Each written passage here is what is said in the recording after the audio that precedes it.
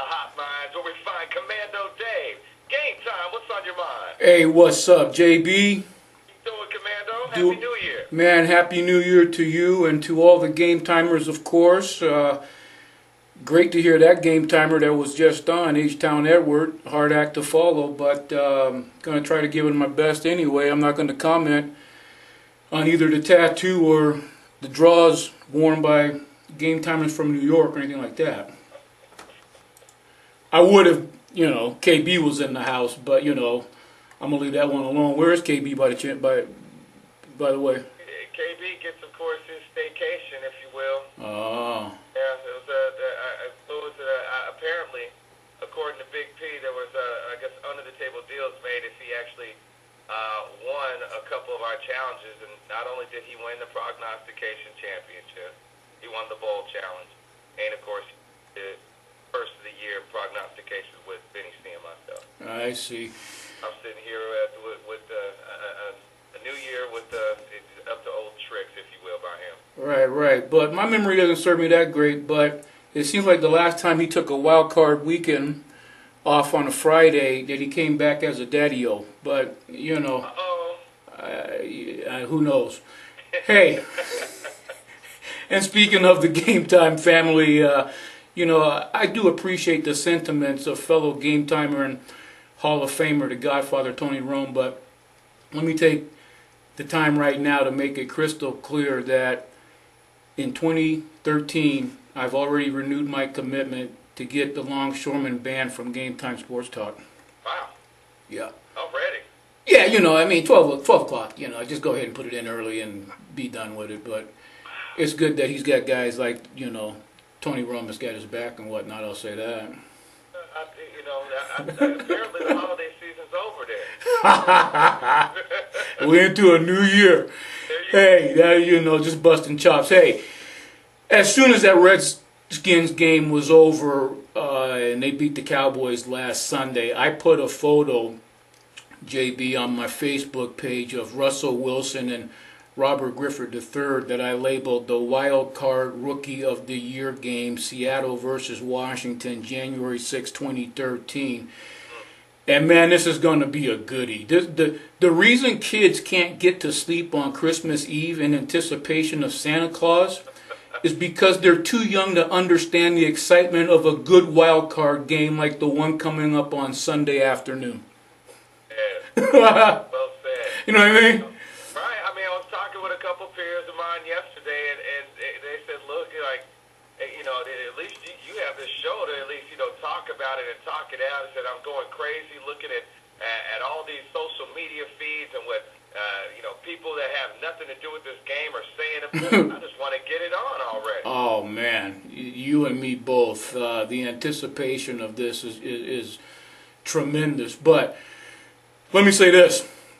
As soon as I heard you say the Seahawks have to be the road warriors and take their home game on the road, once again, I could feel that Arizona loss still stuck in my craw. Perhaps maybe I need to get some castor oil or something. I don't know. But you can look at all the Seahawks losses and find a shoulda, coulda, woulda for a win except for the Week 1 loss. That was a should not have loss to Arizona. You look at that Lions game, if the Seahawks could have gotten off the field instead of, enduring an 80-yard, over 10-minute drive. That Rams game, the Seahawks defense should have noticed the guy tiptoeing out to the sidelines like Wile E. Coyote and catching a touchdown pass for the winner in that game. The 49ers game down in San Francisco, hard-hitting game as we talked about, JB. If the Seahawks could have made some plays down there in the red zone where they dropped some passes, that game goes a different way. If they could have stopped Frank Gore in the second half. That Miami game, same thing, if the Seahawks could have just stopped Miami on that last drive.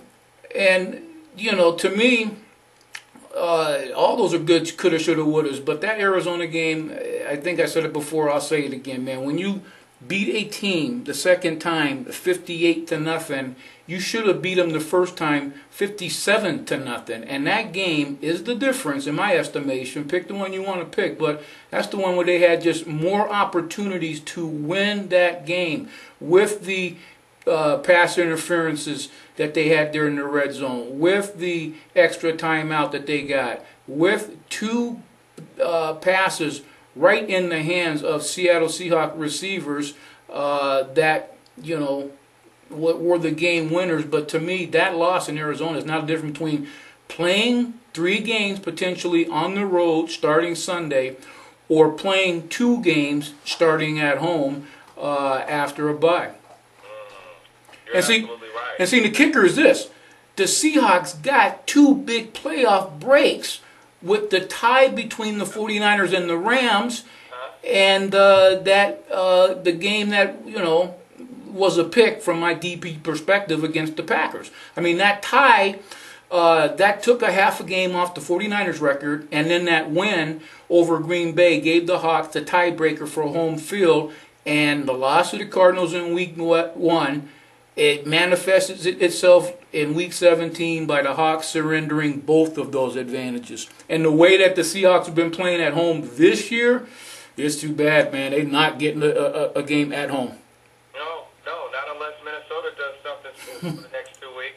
And that would mean that we'd have to, of course, bring up our part. I think it's interesting, the points that you put out there. As much as people want to talk about, obviously, Russell Wilson and the phenomenal rookie season that he's had, and Marshawn Lynch, being able to run the ball as effectively as he's had on offense. Basically what you're saying rests on the square shoulders of the Seahawks team as far as those losses is on the defense. And so I guess I'm trying to pick your brain a little bit. Is that your key to the game? The defense has to make sure that they turn over RG3, or they make sure that they're the difference as far as being the defense that shows up to play to make sure we advance?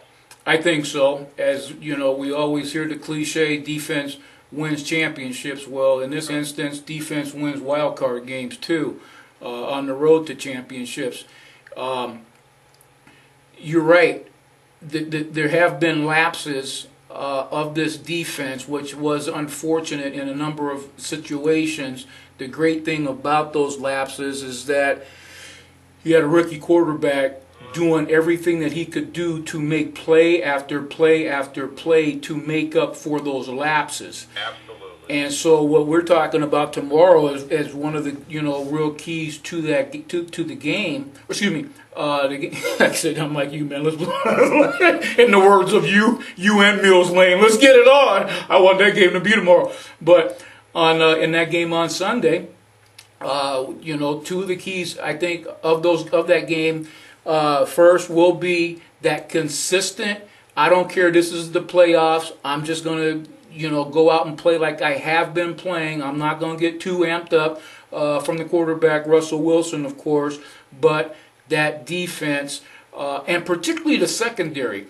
JB, I don't want to see the secondary, Cam Chancellor and the rest of that secondary, man, being forced to play patty cake because of bad calls of hitting a defenseless receiver like they did. They got flagged in that 49er game, because I think if you saw later in that game, Cam Chancellor played a little bit of patty cake because he had an equal opportunity to take a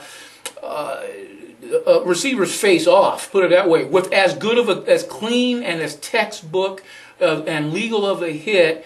And he just did the old, patty cake and let the guy go. And this secondary, say what you want to say about the tone being set at the line of scrimmage, but this team is the type of team, man, that this secondary sets a tone and has in pretty much every game this season.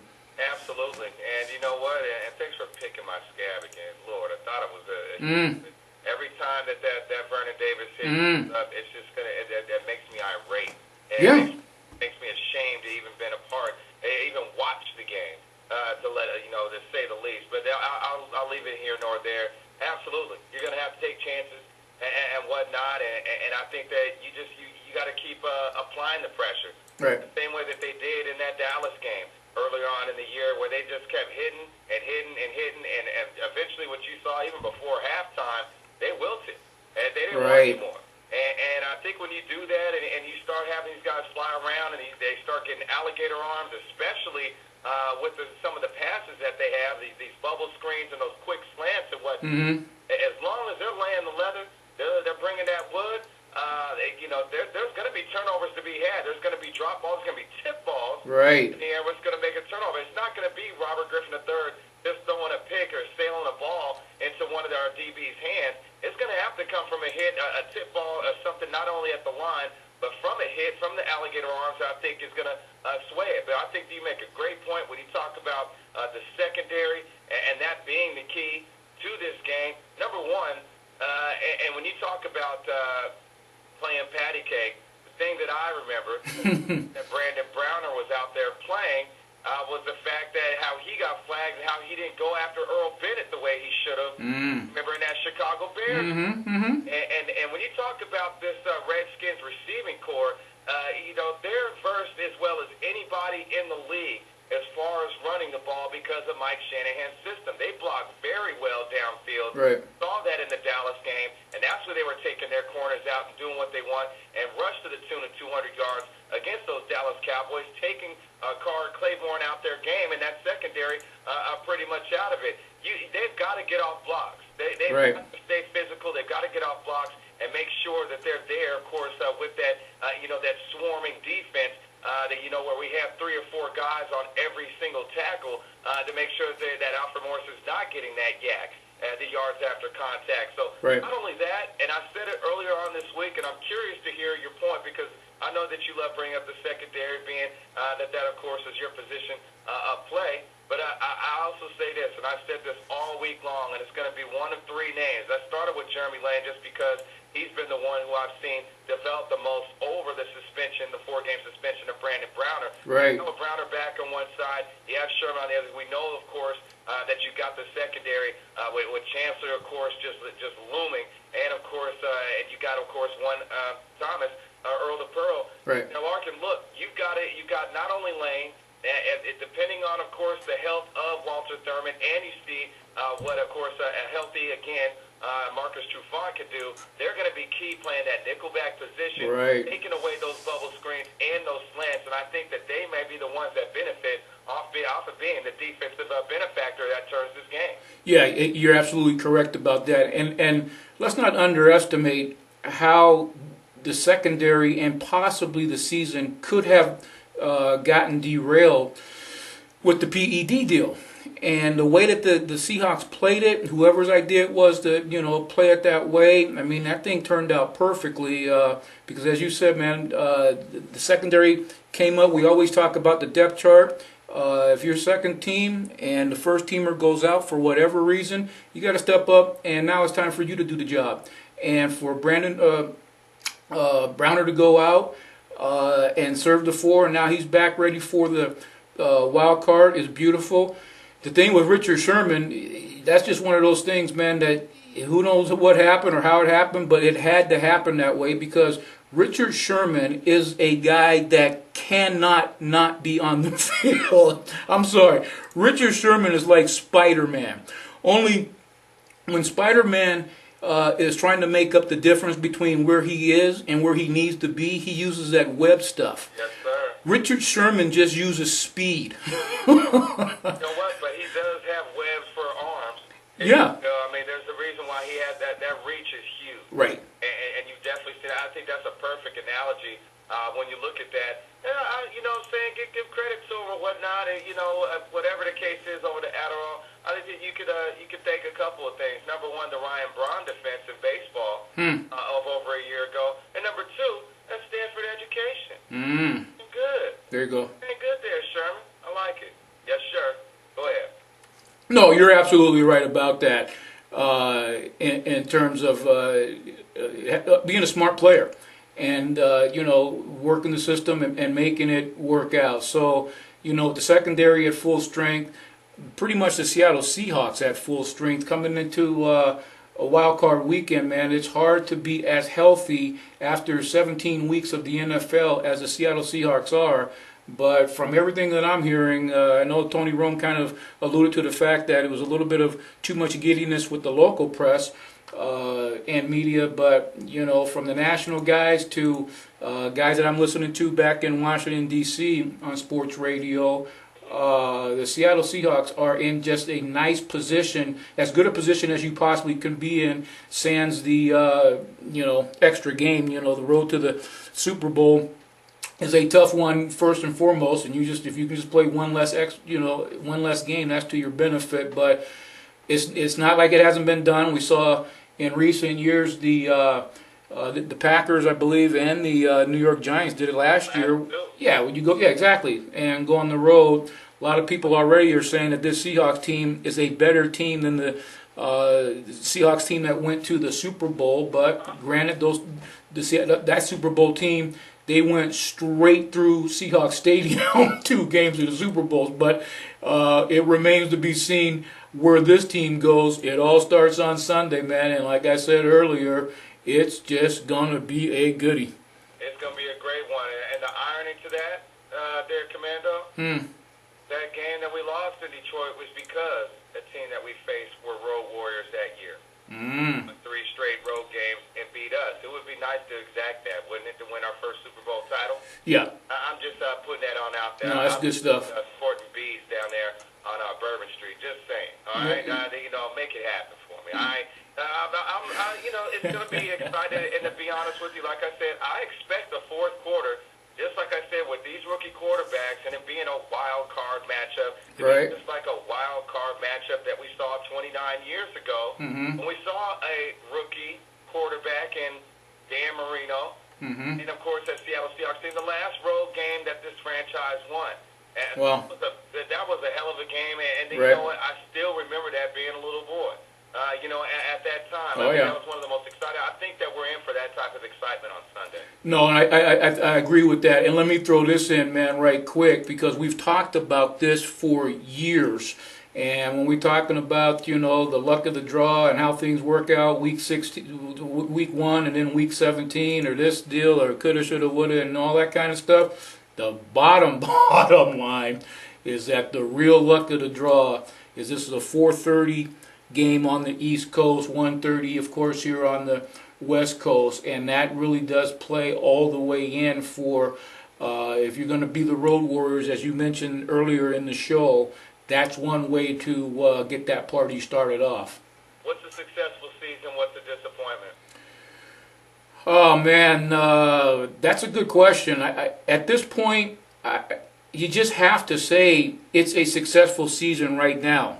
You just have to. I know. I got my blue on. I got my hat on right now. I'm looking at everything. I want the Seahawks to go straight to the Super Bowl and win it. I believe they're poised for that, even taking the Road Warrior approach.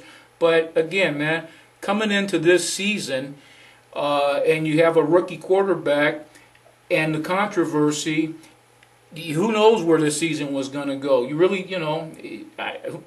we didn't see it going like this, and so to me, it's a successful season at this particular point, just from the standpoint of where this team was in 2010. When people were asking me about this football season 2010, I go, man, and I said it on this show, 2010 is all about the Huskies and number 10. And when I get back to the Seahawks, man, just have it fixed.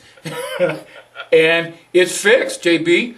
Yep. We looked at, with amazement, some bemusement, and a lot of skepticism with Pete Carroll coming in and him and John Snyder making all those roster changes and whatnot. And I said it before, I say it again, man.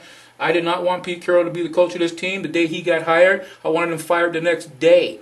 And I stood over in the corner like a little kid with my arms folded and my bottom lip puckered out, mad. But when he did not draft Taylor Mays, and every single time he cut a USC Trojan, I took another step and another step.